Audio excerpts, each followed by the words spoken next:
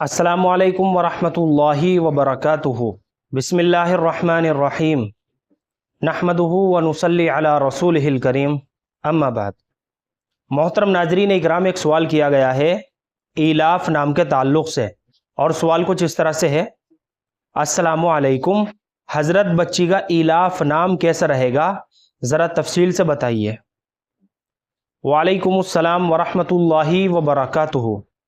देखिए, बच्ची का इलाफ नाम हम रख तो सकते हैं मगर बेहतर नहीं है, क्योंकि इलाफ जो है ना, ये लफ्ज़ जो है इलाफ, ये मस्दर है, ये कोई इस्म नहीं है। और इलाफ के माना आते हैं मानूस करना, मोहब्बत करना। तो इन माना का लिहाज करते हुए बच्ची का इलाफ नाम रख सकते हैं, इसलिए कि इसके माना में कोई ख़राबी नहीं है, कोई हरज की बात नहीं है। अलबत्ता मैं आपको मशवरा दूंगा कि इस नाम के बजाय आप अपनी बच्ची का नाम सहाबियात के नामों में से मुंतखब करें, ताकि उन नामों के असरात और उसकी बरकत आपकी बच्ची की ज़िंदगी के ऊपर भी पड़े।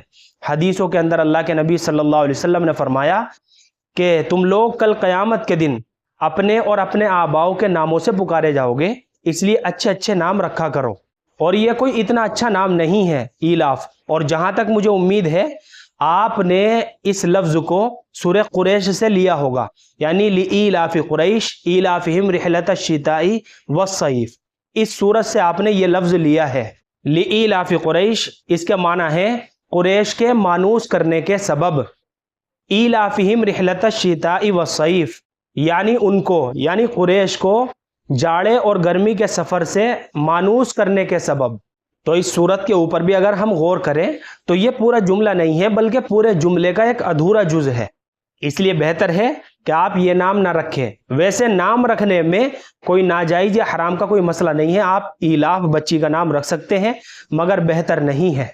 मुझे उम्मीद है कि आप सभी हजरात को अच्छी तरह समझ में आ गया होगा। अल्लाह हम सबको सुन्नत व शरीयत पर पाबंद फरमाए। फ़क़त वल्लाहु आलम।